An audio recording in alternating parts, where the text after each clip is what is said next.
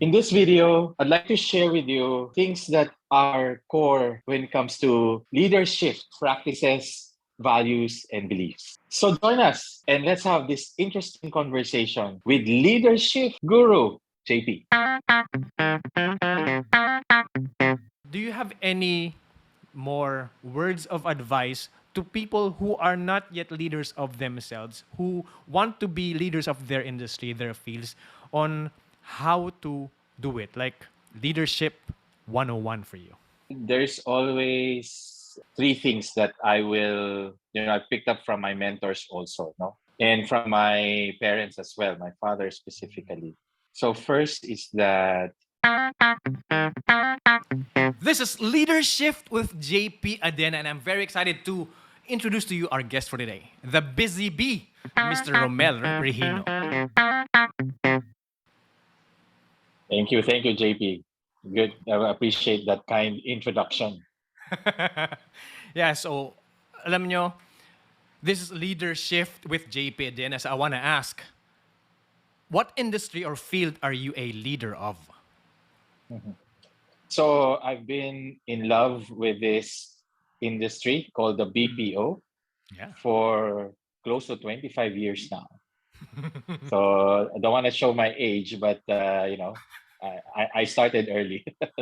No, just joking. But yeah, I'm close to celebrating silver anniversary in this industry that I continue to love. Nice. But of course, for every story, for every endeavor, for every field, for every industry, there's a genesis, Mm, di ba? May umpisa mm, siya. mm. Mahal na Yes. mahal nyo siya, pero paano kayo nagkita? Anong meet-cute Mm, story ninyo ng BPO industry? you know, good that you asked. No, a lot of people would always say that are you actually born from the industry?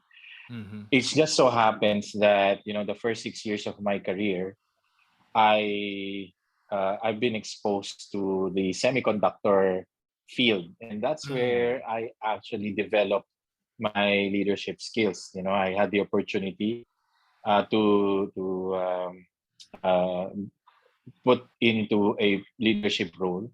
And then when the company that I was working for has some of these changes happening, uh, one day a friend of mine who used to be a colleague in that same company, it's actually a factory, reached out to me and said, are you interested to work for this company who's a pioneer in the Philippines, and said, what is it exactly that they do, and that time kasi they didn't have a name, no, so they said it's actually similar to what we do in the factory. It's failure analysis. That's how they explained it to me. That's failure analysis. It's about process improvement. So that time I was a quality manager. I said, it's interesting. And he said, guess what? The office is in Ortigas Avenue. So it's very near to where I live. I've been commuting to work 50 kilometers one way for that last 6 years, no? And, but that's another story why I was doing that. But I said, okay, let me try. And true enough, it was the contact center, as what we know now. And I was hired to lead a multilingual group made up of Mandarin, English, Korean, and Japanese teams. And I had exposure on both, English speaking and Japanese speaking because my clients in the factory are Japanese. Oh, So Korean really? was Korean was new to me then. But that's where I got the role. They wanted us to improve CSAT and lead operations in a more efficient way. I uh, I was for me to understand. I took in calls. I was the level 3 escalation. So from there on, you know the story. It has grown exponentially, and Yes. I was Super fast. fortunate and blessed. Yeah, I was fortunate and blessed to be part of that growth, no, and in return has blessed me with a I would say a very successful career. Nice. Alam niyo, Mhm. I'm curious about the contact center naming. Kasi di ba sabi niyo wala pang Mm. pangalan. Tsaka yung pagkaka-explain sa inyo is parang it's a management position, it's a quality control position, something like that. And Yeah. similar to, siguro ano lang yun, parang sales stock para makuha kayo dun sa, ma-pilot kayo sa company na yun. Pero do you have a hand in naming the BPO industry as such na contact center? Or is it something na nasabi rin sa inyo? I think it was just, I mean, I Natural was progression. fortunate. Yeah, it was just a natural progression. I don't recall who actually coined it. However, when we were forming the association, I was fortunate that I was part of that when it Mm. was being formed. It was an idea by a good friend, Junyo Pitun, Mm. and there were a few individuals that were part of forming it. And that time, Imelda Lim, who was a colleague of mine, was part of the founding member of the Mm. call center. That was what it's called, Call Center Association of the Philippines. And maybe after a few meetings, she endorsed it to me and said, "Oh, ikaw na, you attend the meetings and you represent Sykes, which was the company I was my entry point to the BPO space."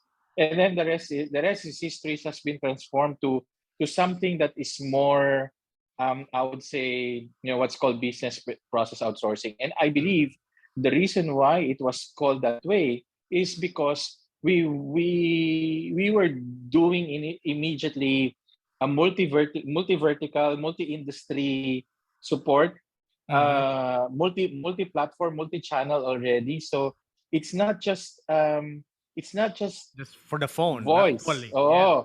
Oh, it's not just calling anymore. It's much more than that. So it's probably right and much more appropriate to call it a business process of a particular client being outsourced to Mm. providers like Sykes did.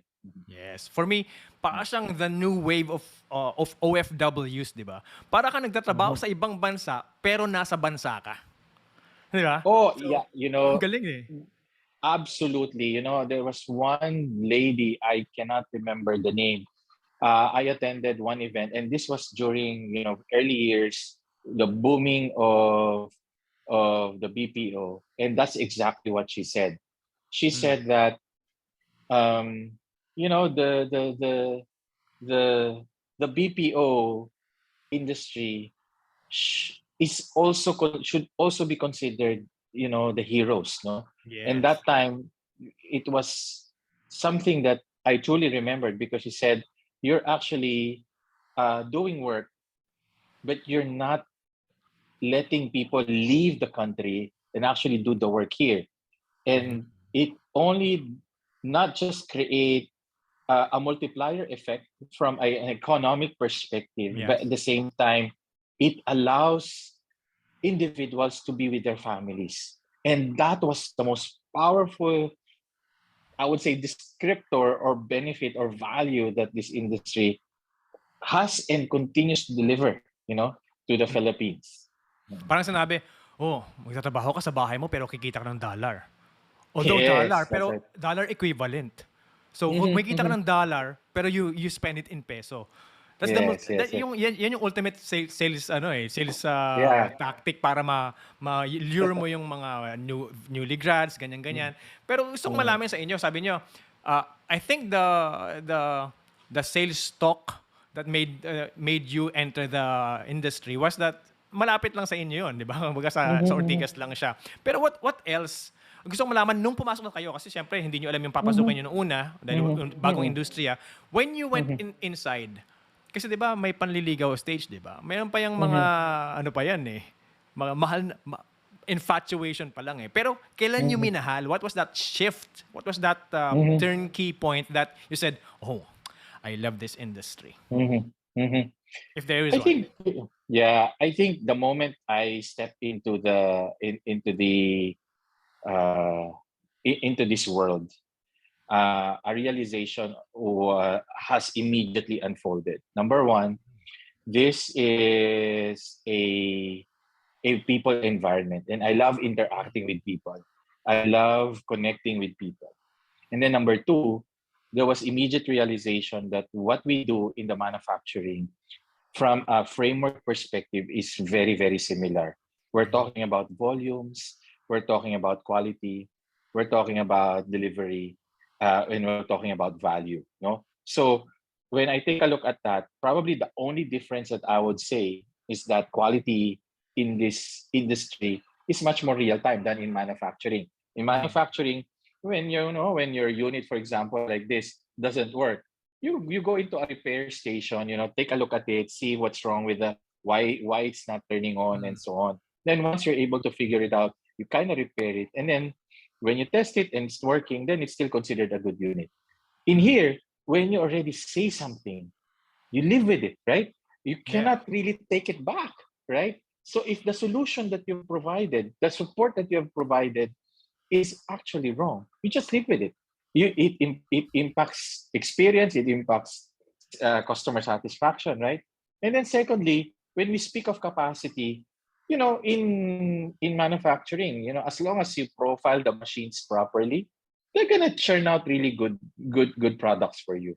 Here, you're talking about thousands and thousands and thousands of personalities that Yes. every day you need to motivate, that every day you need to convince that they should show up for work. Because if they don't show up for work, there goes your capacity, right? And there goes And down your that, quality, of course. correct, right? And that to me lured me so much because the dynamics, the human factor of this industry continue to blow me away and continue to impress me, and it allows me to actually, it's an everyday learning. And that's why I feel, there's nothing that would excite me right now, that this industry provides, and you get a true glimpse of the industry, whether that's financial services, that's technology, that's banking, that's insurance, that's hospitality, that's travel, that's retail, name it. You get a glimpse of what these worlds are, and as an industrial engineer, you love to look at all this process and hopefully bring value to the clients by putting a lot of efficiencies into their process, and hopefully it translates to better customer experience. Yeah. Alam nyo, nakikita ko yung, alam niyo, kahit Mhm. nasa Zoom call tayo, parang ramdam Mm. na ramdam ko yung energy niyo sa screen. Di ba? Yeah. Umaabot sa akin. Di ba? Ramdam ko yung pagmamahal. So, shoutout sa mga kaibigan ko mga sa BPO industry na kilala si Mhm. Mr. Rommel Regino. Andito niya siya sa show namin, sa LeaderSHIFT with JP Adena. At alam ko, naiintindihan niyo lahat ng sinabi niya. At yung pagmamahal na pinapakita niya sa screen na to ay para sa inyo.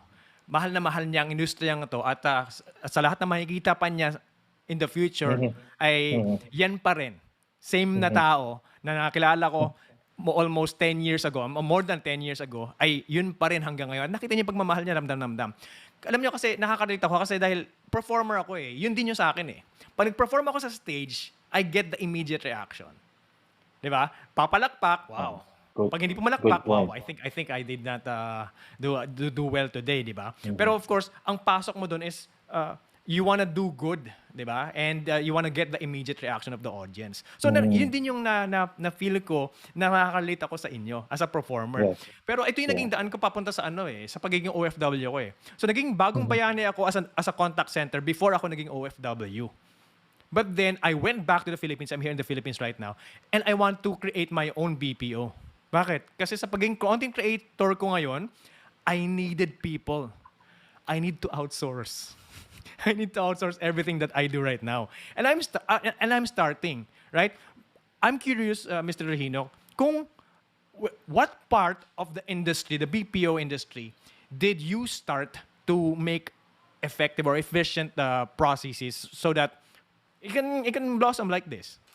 Mhm. Kung naraan You yung know, specifics. Yeah, let's not go too far. No, let's just talk about the recent ones. No, when the Mm. pandemic hits, this is Yeah. probably the biggest technology disruptor. No, so JP, if you are really planning and very serious on putting your own, I feel this is the right time to do it because the technology has accelerated 300 kilometers per hour. So what does it mean? It means that you can literally, to your point, you can literally do things now at the comfort of your own home. You can have your mini office without even putting in a brick and mortar, office, right? And Mhm. it allows you to even expand your channels uh, from the whole archipelago. Let's not talk about confine it within the city. I was just speaking to a friend who used to we work together, and he told me that I I I cannot bring back my people. I have people that are working down south in Zamboanga. I have people down in Palawan. So how can you actually ask them to go to and report to an office here in Makati, right? Uh, So and this one also, when we talk about some of these platforms that we're using now, like mm. Zoom. Remember, for us to be able to do this before, you need very expensive. Yes. Will cost you so much bandwidth. But now, a simple internet, and this kind of a quality that we're getting at the moment is so Yeah. phenomenal, right? So it brings so much uh, how do you say it expanded and make things a lot more possible and a lot more real, even for entrepreneurs like you. Mm. So if outsourcing is something that you're really eyeing for, I think this would be a this would I would say this would be a really a good time to make make it happen. And with the current pool of talents, I would say, Mm. the Gen Z, Yeah. not millennials anymore. The Gen Zs, that is what we're tapping. These are their kind of thing. So Yeah. They grew up with it. yeah, so they're very used to this. They're very comfortable with this kind of a setup. So I just feel that demand will just continue to be good. I was just in a meeting with one of the very respected research and consulting firm last Friday, and they were sharing me that the growth rate projection that we're seeing in the Philippines as far as the BPO is concerned is still in the double digits. So It didn't slow I down, right? it didn't slow down. So everyone was saying before that you know uh, we will reach the saturation point. In fact, no, I mean, Mm. there's much more benefit that we're seeing, especially now when we talk about US to begin with, where salary inflation is just way too high. Mm. When you started, kasi ako, nung naging entrepreneur Mm. ako, I asked eh. I asked other Mhm. people, di ba, na yung gumawa na nun, di ba? But when you Mhm. enter this industry, you said one of the pioneers. Who was your mentor? Who guided you, held your hand to Mm. make the right decisions in order to make our company, the company we worked before, bigger than it Yeah. is? No, I think I'm very thankful to my ex-boss, no, Mike Henderson, who have allowed me to really play around, and bring out the talent that I do have. He gave me a full free reign into into making and make the business grow. No, of course we have some of my previous colleagues. I did mention about Imelda Lim, who Mm. has really guided me so much also. And then another good friend of mine who has helped me make sure that I took on the product knowledge. His name is Albert Pedarce. He's based in Australia now. So I would say those are the three people that had really impacted and had really helped me. No, sorry, I forgot. One more. The sister, of course. Imelda Lim. No, the sisters. As we call them, Imelda Lim and Vicky Lim. They're the sisters that have really helped me in this journey. And allowed us to grow. In Sykes. Yes. You have to give credit where the credit is due, di ba? Yes. Alam nyo, kasi ako when I started, you said it's the people industry really, right? It's Yes. all about not handling people but building relationships with people. Mm. And I felt that with you. And do you happen to remember ko how are we connected? Bakit nga ba magkakilala si JP at si Mr. Rommel Regino? Kung naalala niyo. Yeah, of course. We actually started this. I remember we wanted the best engagement possible. And we've always been the frontier. We're always the front runner when it comes to engagement. And sabi ko nga, all work no play makes JP a dull boy, right? So when we were starting to have some of these big events like parties and all that, we formed this undisputed champion in Sykes, right? Called Manila One, right? And many will beg I to was differ. Sila. So we were the Manila One group, as it's called, and it was formed. I believe we had a great mentor also there, Patrick Salazar, who happens to have experience, when it comes to some of these production. I remember we were practicing in the parking area. We were shelling out money, getting contributions so that we look really, really nice, right? So and then year on year we really prepare for it. It was almost like a part of our careers already, right? Yes, definitely. I feel that. I felt that. Right. So it wasn't like, hey, you're not just one of the members here. First, we're trying to prove that we are the better team. Number two, we have this credibility already that we're supposed to be the champions, right? So I believe in those years that we started it, we've always been champion, right? I know we have our own. I know we encountered some of the losses as well, but that's where we really connected well, and to me, I knew you have your heart there. And that's why I was so happy when I learned that you really went and did the full 9 yards, and eventually became a talent, in Hong Kong. And you're an expat there. That's what I will call you. In Hong Kong, sharing your talent, and because that's world class talent to me.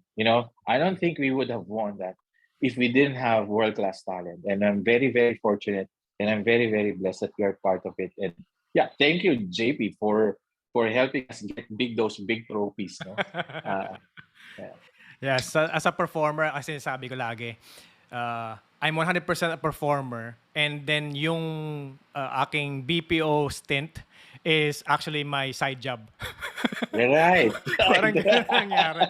So pumapasok ako na 9 That's right. hours sa trabaho ko, pero after, I do gumagawa ko ng choreography, maano ako, and sometimes it goes together, it meshes together. Yes. Kasi nga, Yes. I go out of the job to do the other job, the sideline ko, but it's within the company. Alam niyo, isang shift sa utak ko yan na nagamit ko kahit sa aking pagiging empleyado sa happiest place on earth. Kasi sabi ko, bakit pa ako maghahanap ng, kumbaga, racket, di ba? Racket sa ibang lugar kung sa kumpanya, meron na siyang ino-offer. Di ba? So technically, hindi ka lalabas hindi ka na mamamasahe sa ibang lugar. Di ba? Pag racket ka, magmo-moonlighting ka sa ibang lugar, mamamasahe ka, you'll spend hours and effort, and di ba? And it will take some time. Pero kung nandun sa company yung racket mo, why not? Why not? So, kaya I'm thankful kasi nag-open up ang, alam mo yun, yung mga sports, yung mga entertainment sa loob ng company in order for creative people like me to flourish and actually make it their racket. Parang, di ba? Parang meron ka ng extra racket na nagamit sa loob. Ginamit ko yun sa pagtatrabaho ko doon. And I made myself kumbaga, indispensable para I got promoted as well para yung racket ko within the company. Kasi para sa akin, promotion is a racket eh. Diba? Nagkaroon ka ng extrang pera, pero nandun ka pa rin sa company mo. I'm curious, Sir Rommel, how fast was that for you? Yung ladder ng inyong career papunta sa top, sa pinnacle ng inyong success. So, I mean, I think it's not the amount of time. It's just that I'm fortunate that Mike continued to give me the breaks. He continued to trust me. He allowed me to run the business. And part of that was an evolution of my career, no? So in Sykes, and then eventually I moved on to 3 other companies. And now here I am with Inspiro, the longest I've been in a company. And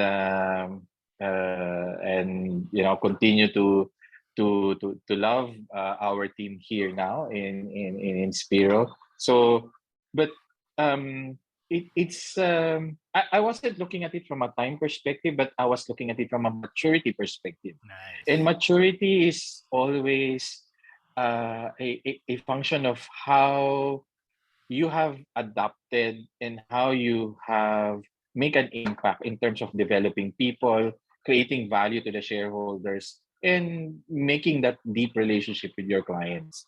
So, yun yung barometer natin, eh, no? So, it's not so much about the time because I think it will always be about readiness, no? Because to me, if you're not ready, you're just gonna come back. You know, you'll probably fail in your endeavor if you don't feel that you're actually ready. And Mike has given me so much faith. That's why the transition, at least in particularly in Sykes, was quite fast, and also in previous in the previous organization that I was part of. Ang galing, no? Parang yung barometer mo on how successful you are is not time-driven. It's about the amount of quality na nabigay mo or na-help mo sa tao in the company per se. And nakaka-relate ang marami ngayon, especially mga content creators ngayon, mga katulad ko. Kasi sometimes sasabihin nila, ay, ang bilis mo naman nagkaroon ng subscribers, ang bilis mo naman monetize, ang bilis mo naman nagkaroon ng sponsorship, ang bilis mo naman laging ang bilis mo naman. And then lahat ng content is about how to make the monetization faster in two weeks, etc. etc. Diba nakikita niya mga ganon. But then, I went with it a different way. I've been doing this since 2016. Yet, I've only technically monetized. I don't even have subscribers. So I'm not monetized through the natural channels. But I didn't think of it this way. I didn't think this can happen. The opportunity came. So what I'm saying is sa mga tao na nakikinig ngayon or either sa BPO industry, go ahead, do the best work you can. 110%. Do not make time as your barometer, kundi the lives that you actually affect. Diba? How to make their lives better. Diba? So, ang ginagawa ko ngayon is ang isip ko laging content is how to make everyone better. At napansin ko sa financial education, kasi this is about financial education for me, ay hindi naggumagawa ng paraan ng tao dahil sa tingin niya, wala siyang karapatan. I don't have the right to actually go up kasi hindi ko feel na leader ako. That's why I made the LeaderSHIFT with JP Adena in order to inspire so many kung saan man kayong industriya And I Mm. asked the leaders themselves. I asked them, Mm. what did you do to get there? But then so many things happened. So ang daming ups and downs, and lagi na akong every year sumusuko ako eh. 1 year suko ako. Balik ako ng next 3 months and then suko ulit ako. Is there a story like that with you? Was there Yeah. a time na sabi nyo, ayoko na. Ayoko na. Mm-hmm. Mm-hmm. You know, there in this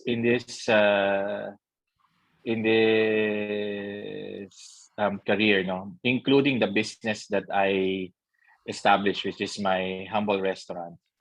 Uh, there are definitely low moments, no, Mm. and there are times where you are tested big Mm. time. And to me, what I really learned is what gives you that feeling of quitting is because you are concerned so much about your ego rather than the actual learning or the actual challenges that's right in front of you. Humility is very important when we speak of uh, you know, transforming yourself or moving up, no, because in this world there will always be, you know, an element of hard work, an element of um what they call an element of luck, Mm-hmm. and there's one more element I'm trying to recall, but what I'm saying is maybe I'm just in the right place at the right time. That's why I'm getting the breaks. I do not believe that hardworking people are are not given are not given breaks. It's Mm. just that maybe there's so much focus on their egos rather than what's really the challenge that's right in front of them. Mm-hmm. Um, uh, you know, when you have that level of humility that that recognizes, say, what do I need to do? That's where that's where things unfolds.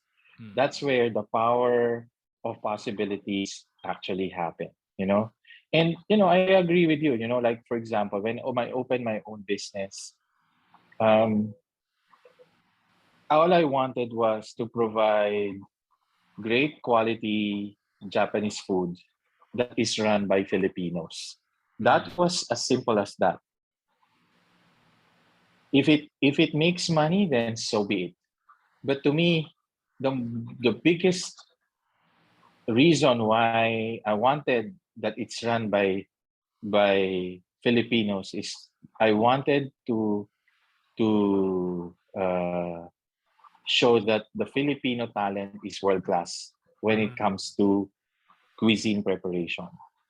And secondly, I said to myself, if I can just improve 100 people in terms of their quality of life, Mm-hmm. I think that's the legacy I wanted to live. I live by. So it just so happens that something happened, and I feel because it's the right reasons, Mm. and that's why money comes in. So profit also comes in. Of course, you plan it so that it makes sense. Mm. Of course, you have the responsibility of bringing food on the table, but if you want to aspire to be big, I tell you, JP, I have humbling moments in this business. I have humbling moments in this career where I felt a lot of setbacks. Mm. But when I feel that there's just so much that ego is about to kick in or pride is about to kick in, I try to immediately kill that feeling and really work hard and force myself and say, this is a humbling moment. What do I need to do? why am I in this situation? How do I get out of this? Or how do I improve immediately? You know? So um, it's not always a bed of roses, as they call it. You know? In Mhm. fact, the biggest learnings, the biggest catapult that you're gonna get is when you're at your lowest moment. And then that's where the catalyst to success actually happens. The clarity, right? Because you're clouded by ego. And I think that translates to baka sabihin nila. Di ba? Mga ganun eh. So, baka sabihin nila. It's all about other people looking at Yeah. you and your ego is being hurt. When Yes. it all starts with the intention. Like what sabi niyo kanina, Yes. it's all about the right intentions and everything will come in. You've done the preparation, you've done the hard work, you persevered, you didn't stop, and then there's a pinch of luck, maybe 10 grams Mm. of it, and then Mm. it all worked out just because Mm. you have the right intentions. Diba? Yes. And Yes. when you Yes. are clouded with ego and you're about to give up, you have to go back to the drawing board. And the drawing board Yes. is that your intention. You remembered. You will always Yes. remember why you started something. And then when money clouds it, diba? Money clouds it, all you have to do is clear things out and then go back to that drawing board. Your notepad sa napkin na yung idea mo nung saan Mm. nag-umpisa yun. Oo nga pala. Doon nga pala Mhm. nag-umpisa yun. We started a Yeah. Go-Go Baon in Hong Kong, Mr. Rommel. And it's about Oh, wow. your virtual canteen for Yep. Filipino homemade cuisine. That's our Mhm. tagline. Diba? So wala Yep. kami, meron kaming parang shop. It's a takeout shop. And then, ang primary purpose is maraming Pilipino na naghahanap ng Filipino cuisine and we want to raise the Filipino cuisine kasi na mayroon kasing, alam niyo yung Food Republic sa mga kainan sa Hong Kong. Yes. Andun Yes. lahat Yes. ng mga cuisines.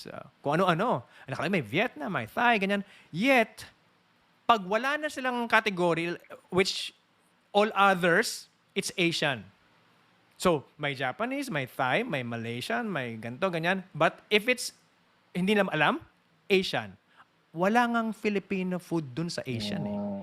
So, Mm. nasasaktan ako. So, Right. we started that. But don't worry. That failed.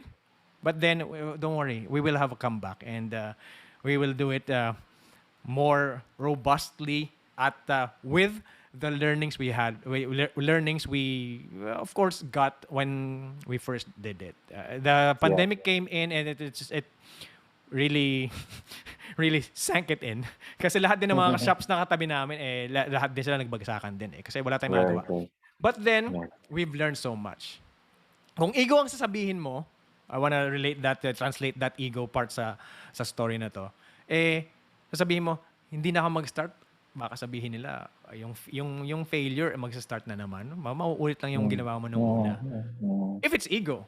But then, I know my intention is to uplift that Filipino cuisine and I will do it again. Mm. Maybe you can mentor me sa part na yan. I'll ask you Sure. backstage ano. Sure.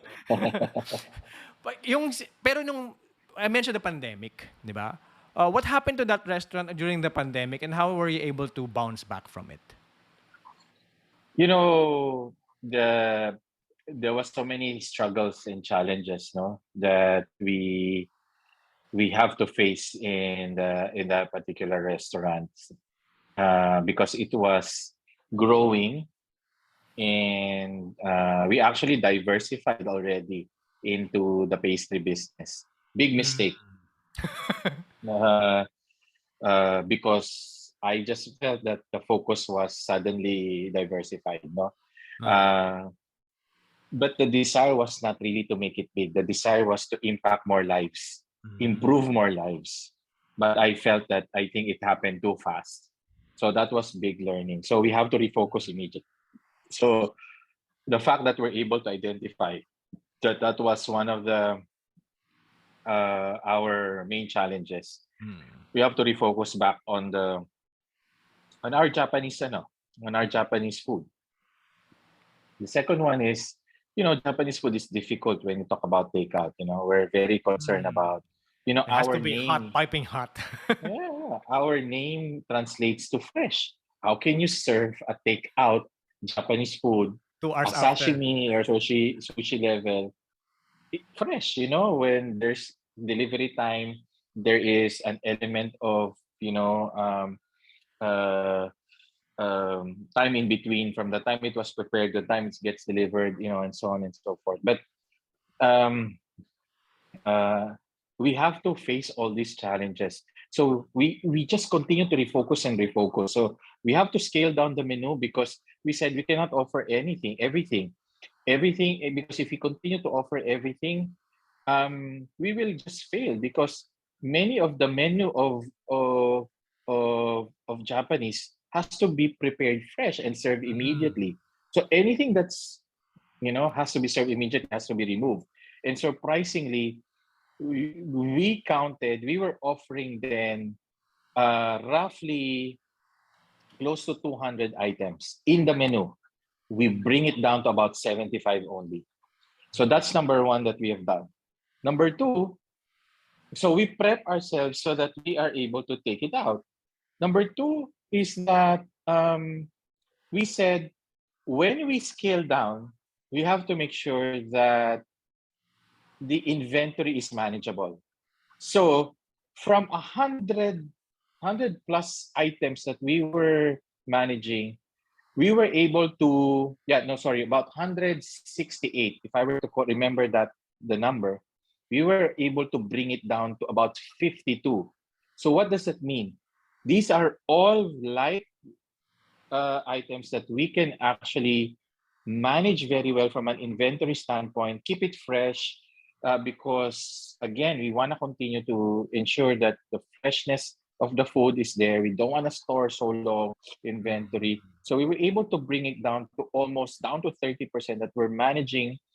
And we have to rotate the staff to make sure that, livelihood is, we have to, and again, humility comes in.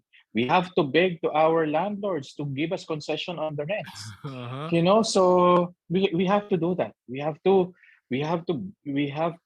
really literally ask for concessions because I truly believe that they will understand, and they did. Mm. So true enough, it did thrive. We're close to 7 years now into operation, weathering through the pandemic. We're very blessed that's starting to pick up now, and we're starting to provide again. I mean, we're excited to bring in some of this new fusion menu. So we're restarting, and I'm just Getting there. excited because yeah, I mean, our staff are starting to come back, and that's what we hope that, and I continue to pray that, government doesn't bring us back to stricter levels, so yeah. Yeah. So but but to me, focus is key. Yes. Making sure that you only look at it from from a core perspective.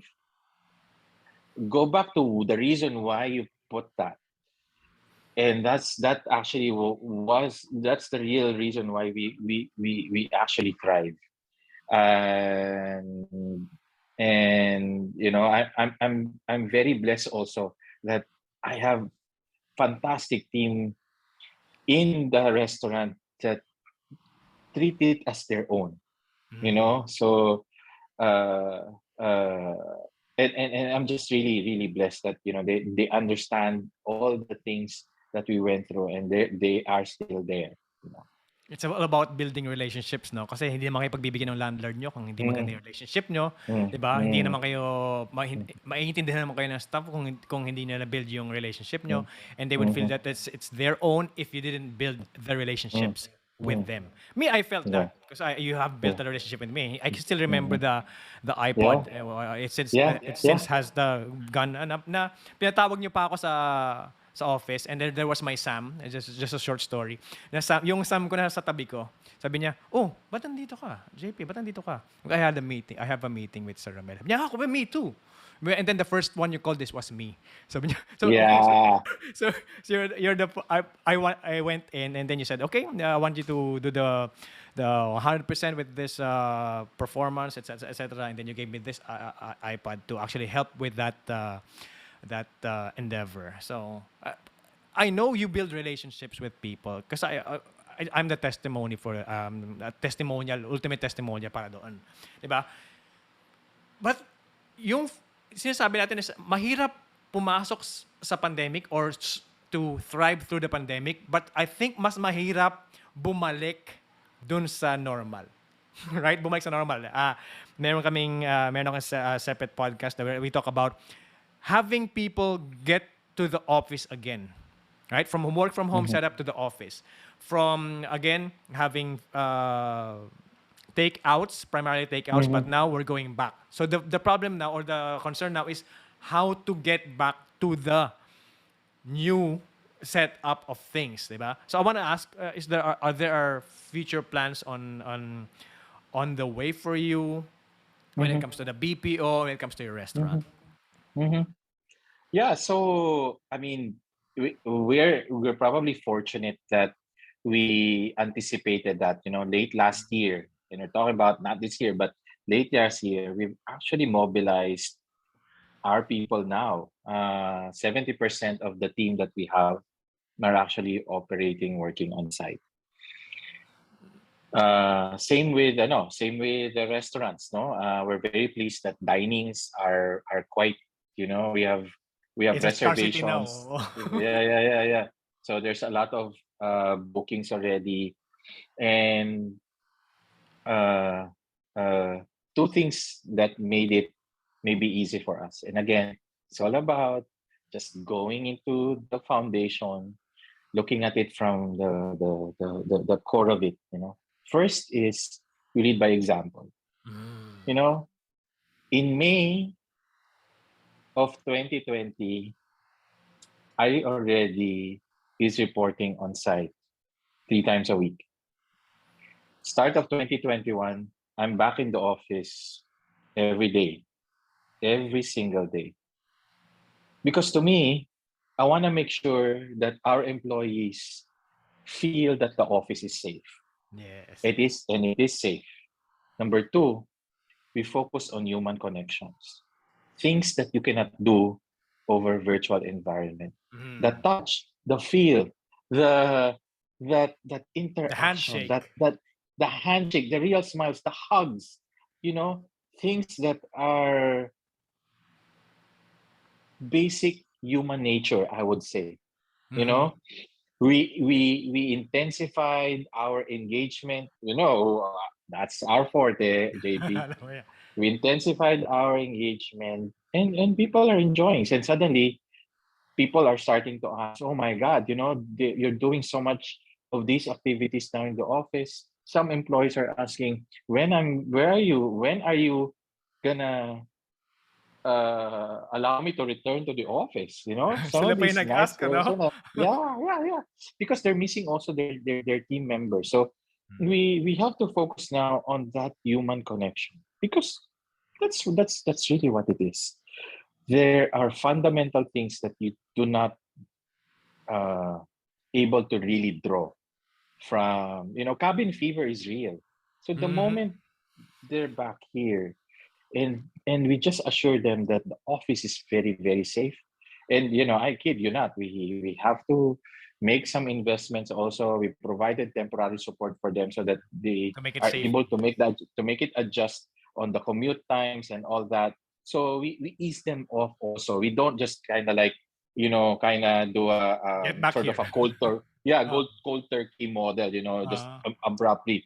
That's not how human does. It needs a little bit of adoption. So we fully recognize that. So we've done that, and yeah, I mean, when the government said that you need to be 100%. The only problem we had is we don't have the capacity to move people back 100%. And good thing though that we allow us to do a 70-30. So Right now, I think we're slightly a little over 70% now that are working on site. So um, again, just on leading by example and enhancing and ensuring that human connection is the focus when it comes to when people get here. They're not like, no, because because you come here, so we can better monitor you. No, it's not that. You can actually do it in your homes. No, so it's just really that we miss you. We want to see you, right? That's the line, And right? that, I right? want you here because I miss you. And Yeah. the environment is so good.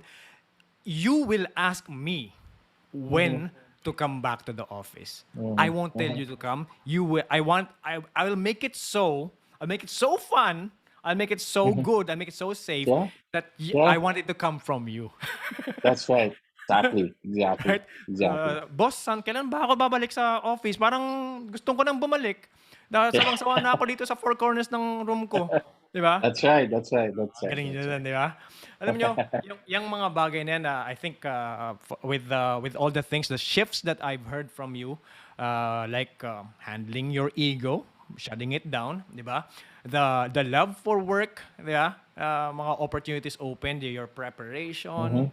your inspiration, your intention, tsaka most especially the connection you build through everything, right? Sa BPO industry, sa restaurants.